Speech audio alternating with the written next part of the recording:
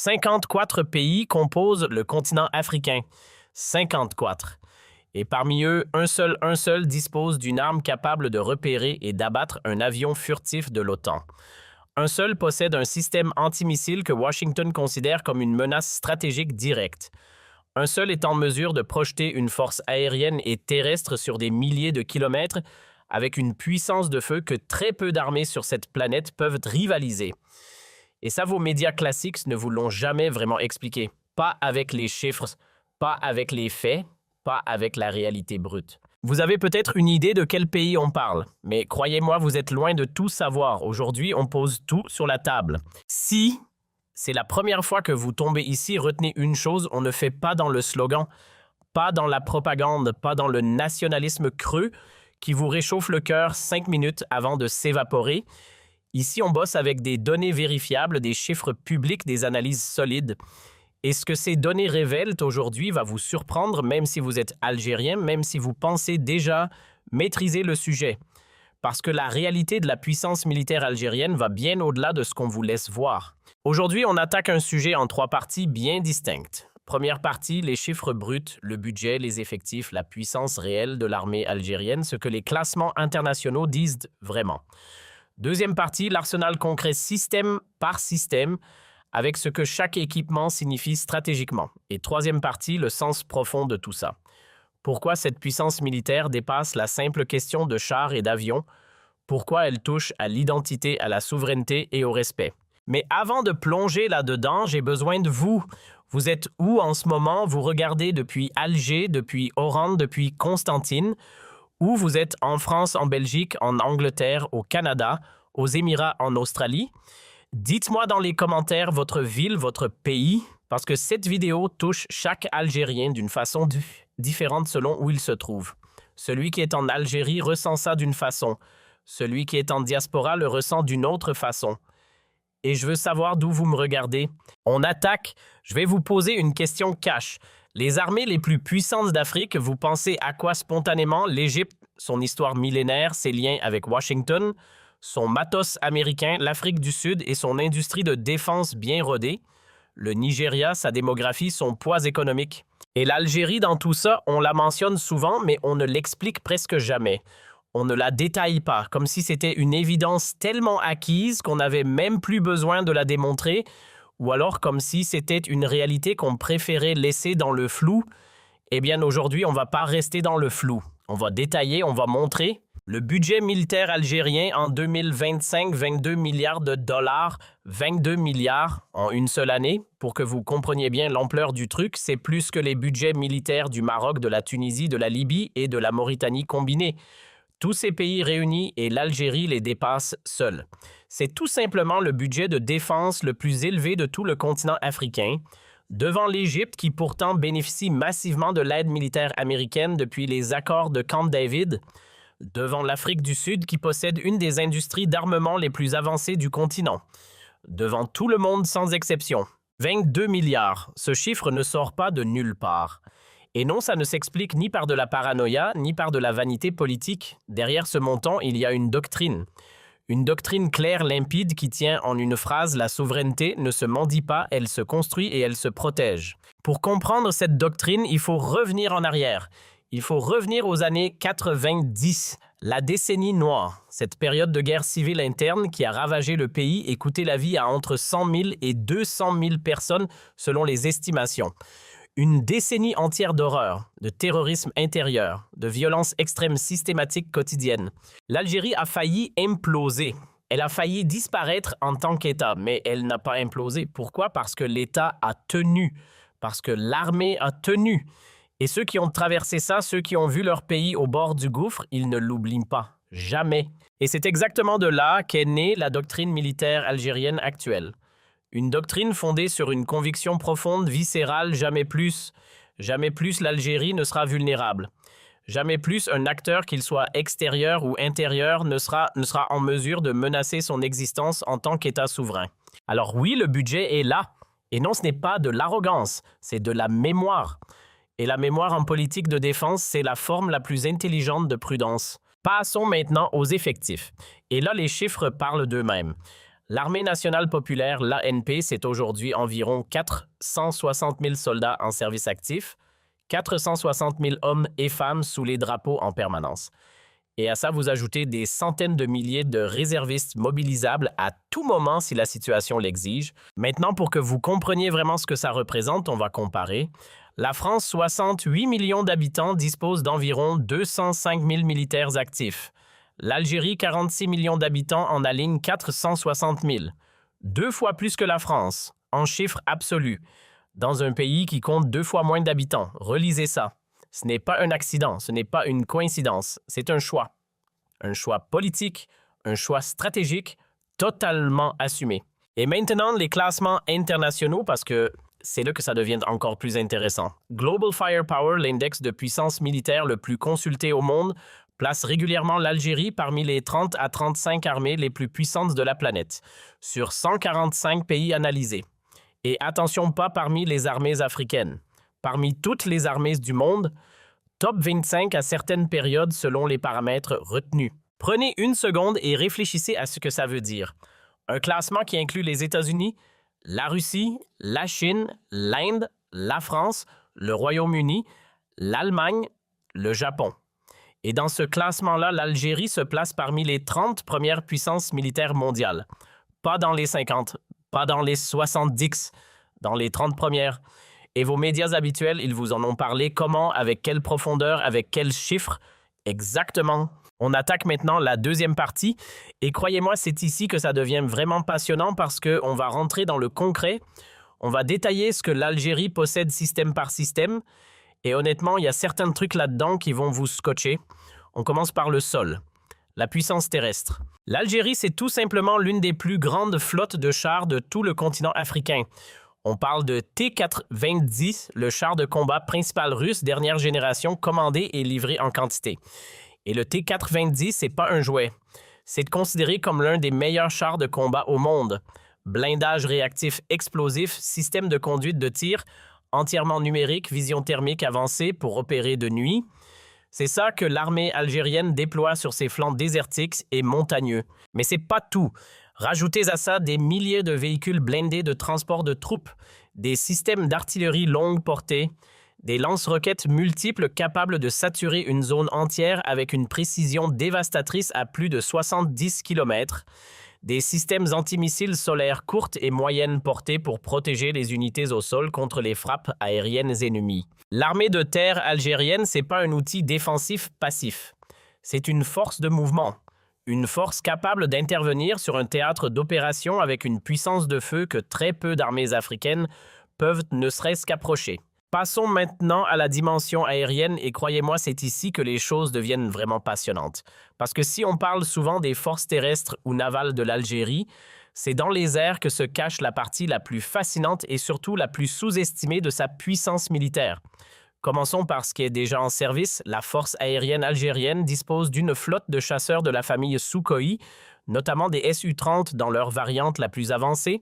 On parle ici d'appareils de 4e génération avancés, des chasseurs multirôles, capables d'intercepter en vol, capables de frapper au sol avec précision, capables d'opérer à très longue distance et même de se ravitailler en vol pour repousser encore plus loin leur rayon d'action.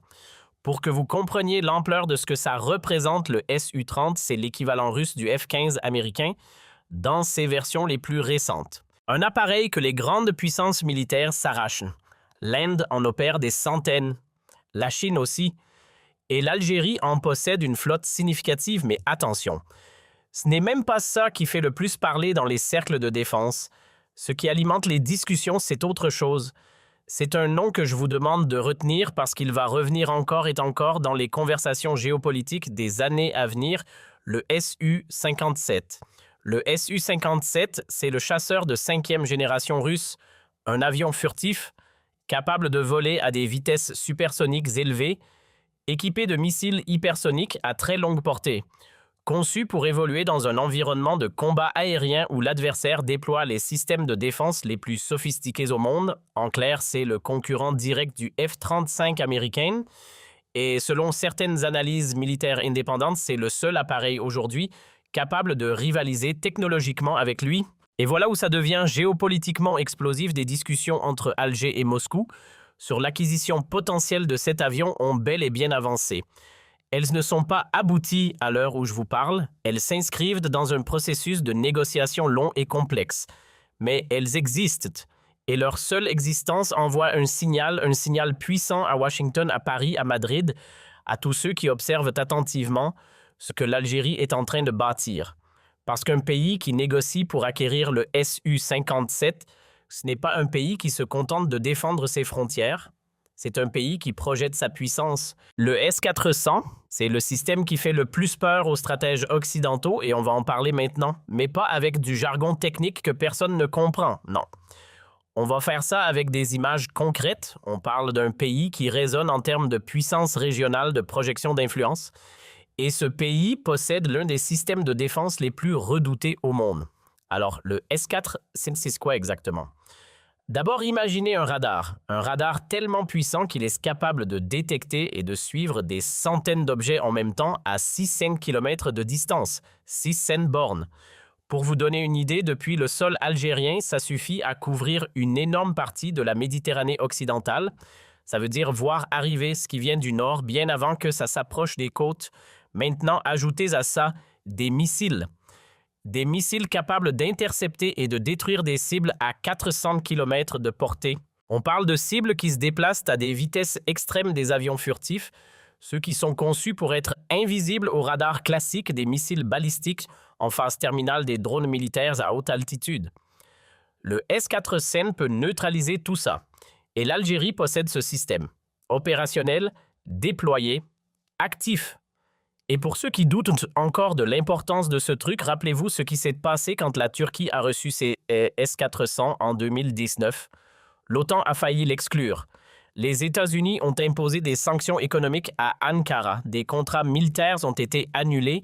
Une crise diplomatique majeure qui a duré des années. Tout ça parce qu'un pays membre de l'OTAN avait osé acheter ce système. Laissez ça rentrer.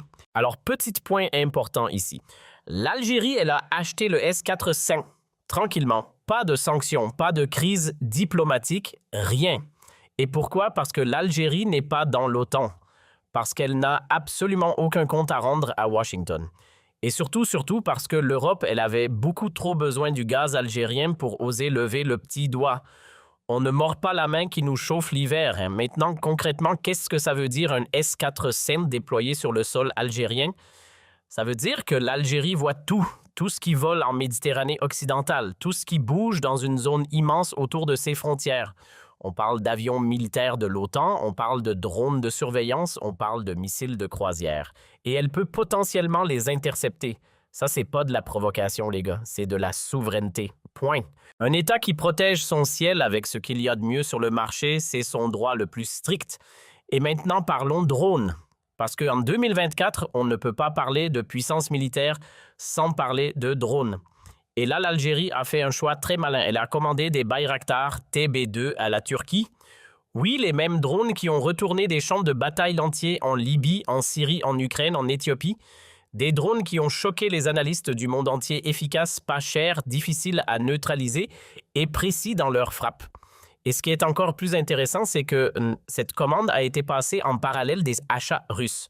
Ça veut dire quoi? Ça veut dire que l'Algérie ne met pas tous ses œufs dans le même panier. Elle diversifie. Et ça, c'est le message clé ici. Et c'est de là que ça devient malin. L'Algérie, elle ne fait pas l'erreur du débutant. Elle ne met pas tout sur un seul fournisseur. Elle diversifie, elle répartit, elle construit un arsenal qui tient debout, même si demain, une relation diplomatique part en vrille. Et ça, c'est pas du n'importe quoi. C'est de la maturité stratégique, c'est du calcul froid. Maintenant, on va parler d'un sujet que personne n'aborde jamais et franchement, c'est une erreur monumentale. La marine algérienne. C'est le grand oublié de toutes les analyses. Tout le monde parle des chars, des avions, des missiles, mais la mer silence radio. Et pourtant, l'Algérie, elle a 1200 km de façade maritime sur la Méditerranée, 1200 bornes. C'est pas une petite bande côtière, c'est un front entier à protéger, à surveiller, à verrouiller. Et devinez quoi, elle a les moyens de le faire. Parce que dans les profondeurs de cette Méditerranée, il y a des sous-marins de classe Kilo, des sous-marins diesel électriques d'origine russe, et leur surnom dans les marines occidentales, les trous noirs. Oui, vous avez bien entendu, trou noir. Pourquoi? Parce que leur signature acoustique est quasiment inexistante.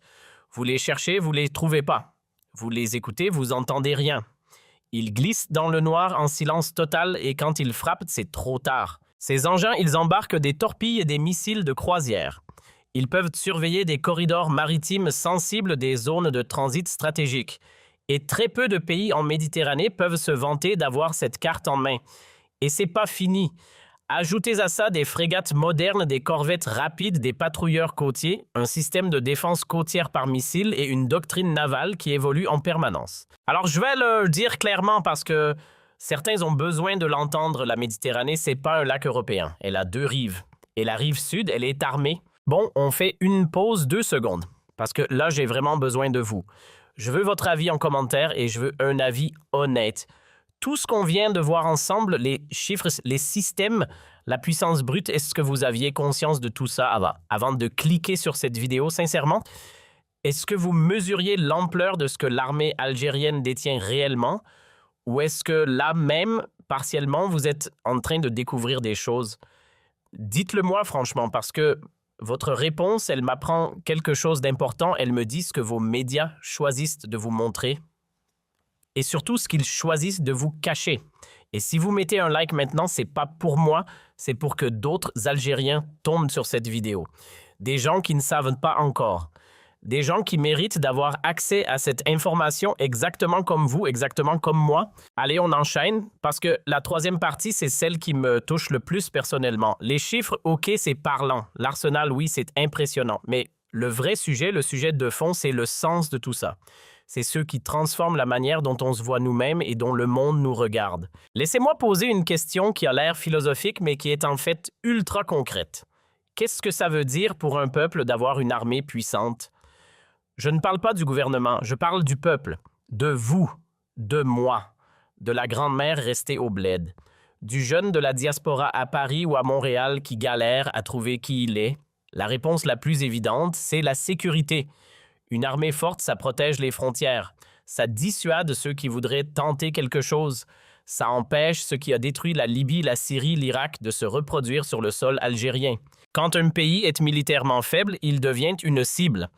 Une tentation pour les trafiquants d'armes, pour les groupes armés, pour les puissances extérieures qui rêvent de le piller ou de le déstabiliser. Et pour comprendre ça, il suffit de regarder ce qui s'est passé autour de l'Algérie ces 20 dernières années. La Libye a explosé en 2011, toujours pas de stabilité. Le Mali s'est effondré, le Burkina Faso aussi. Le Niger a connu un coup d'État, la Tunisie s'est enfoncée dans des crises politiques profondes. Tous ces pays autour de l'Algérie ont basculé et l'Algérie, elle est restée debout. Stable, fonctionnelle, imparfaite, oui, mais debout. Et la raison, elle est simple. Personne ne joue avec un pays qui aligne 460 000 soldats, 22 milliards de budget défense, des S-400 et des sous-marins Kilo. Personne, même ceux qui en auraient envie, n'ose calculer le prix à payer. La puissance militaire algérienne, c'est avant tout un bouclier. Un bouclier qui protège 46 millions d'Algériens contre les destins que leurs voisins ont subis. Mais ce qui aussi, il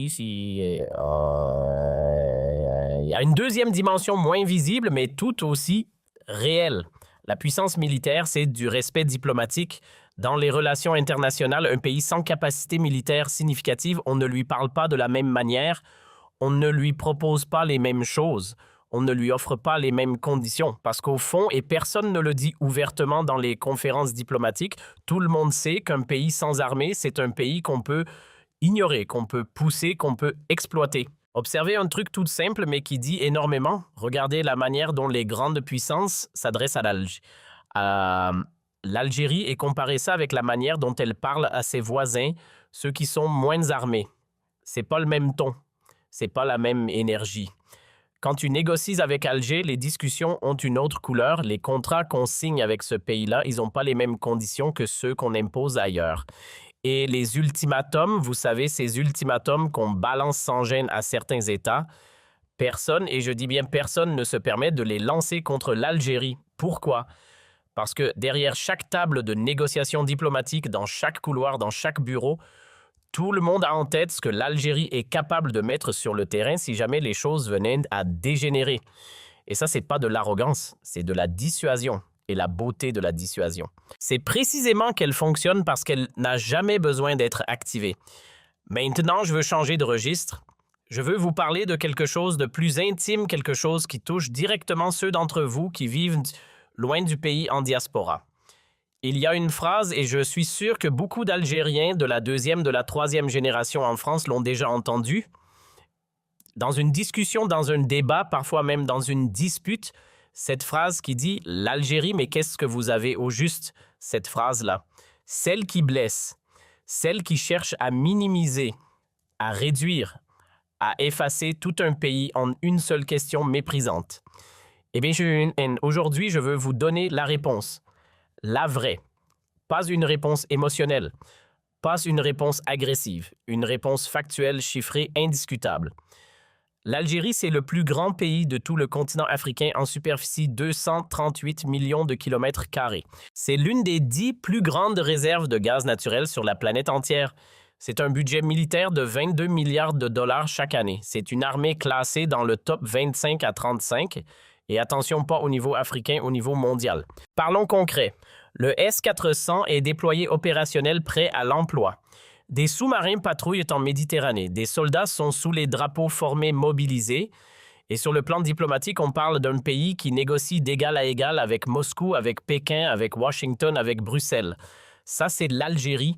C'est ce que vos parents ont, c'est ce que vos grands-parents ont bâti. C'est l'héritage de ceux qui ont résisté pendant 132 ans et qui ont tout sacrifié pour qu'un jour ce pays existe libre.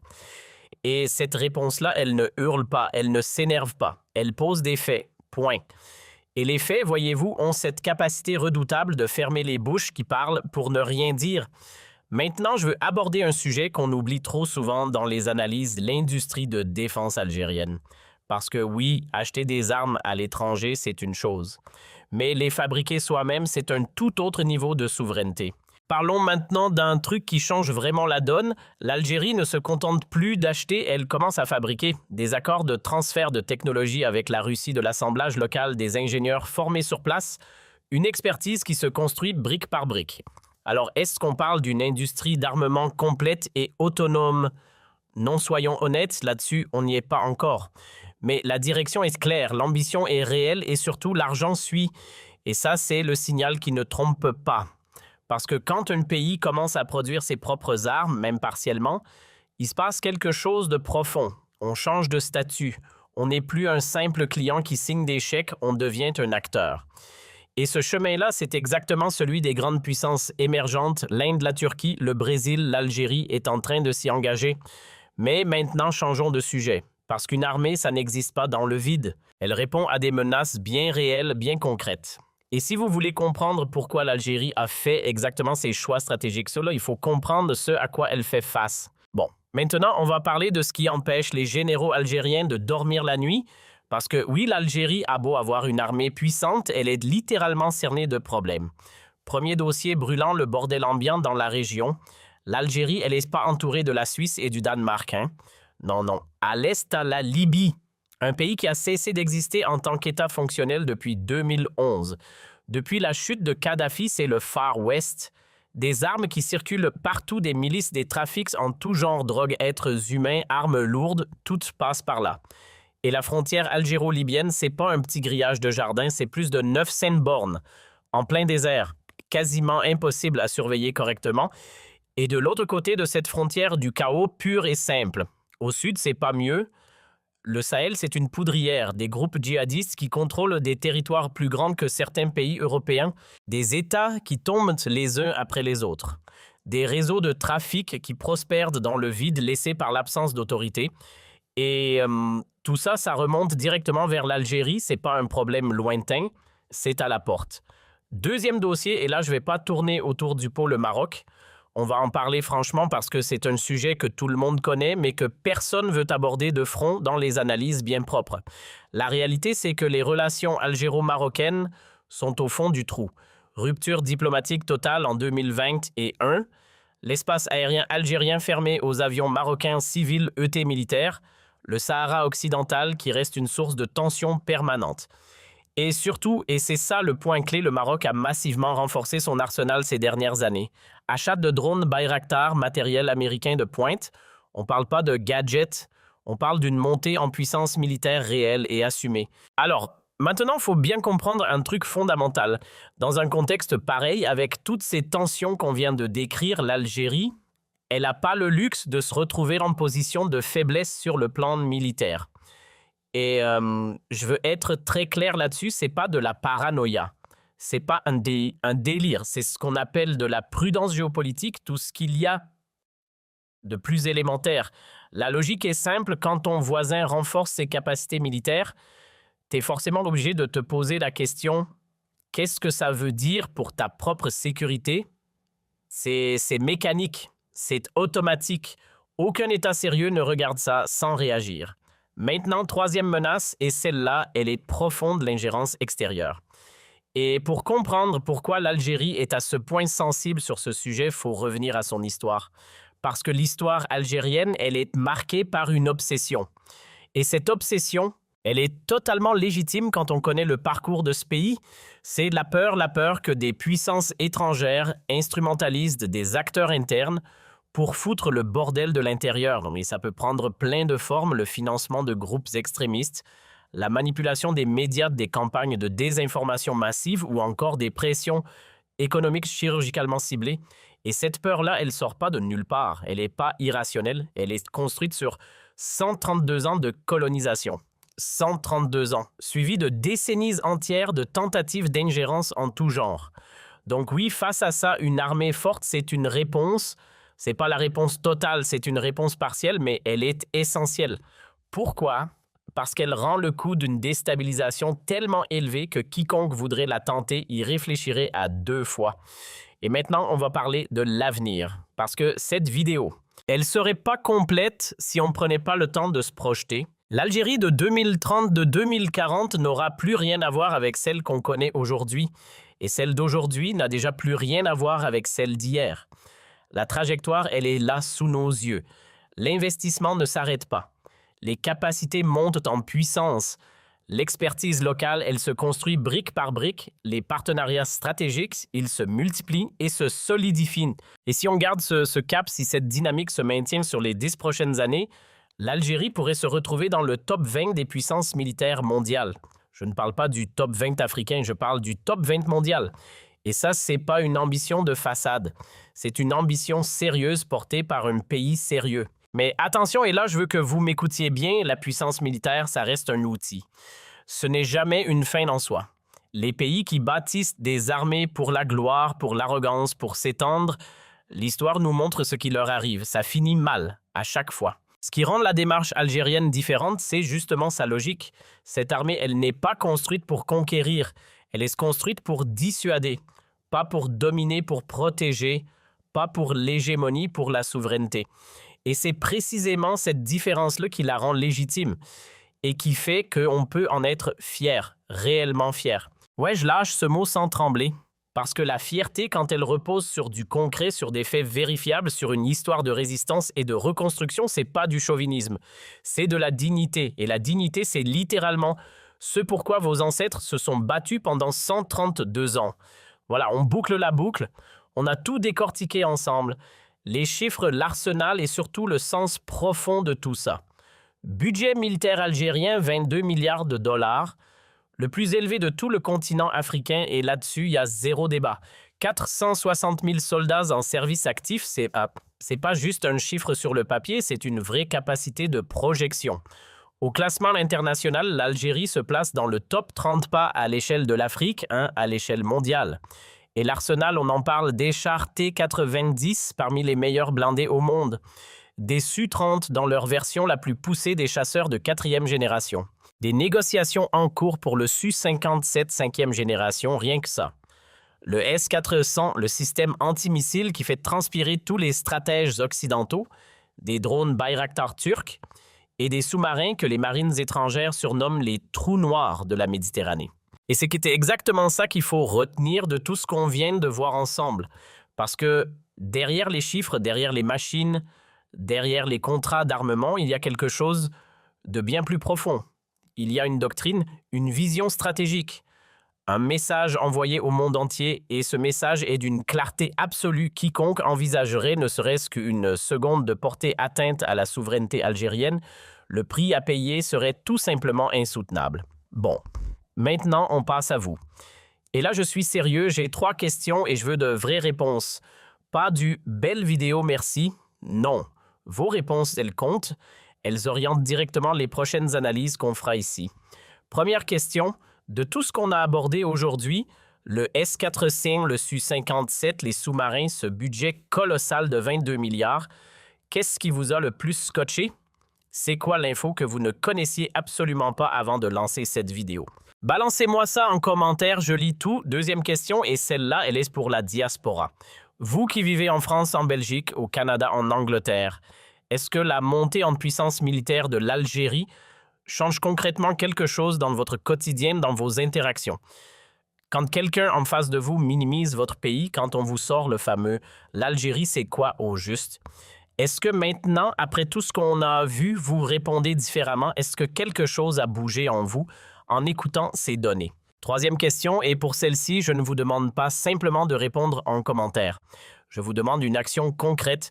Prenez cette vidéo et envoyez-la à un Algérien de votre entourage, celui qui doute, celui qui est convaincu que l'Algérie n'a pas les épaules pour rivaliser avec les grandes puissances, celui qui pense encore que son pays est voué à la dépendance, condamné à rester dans l'ombre.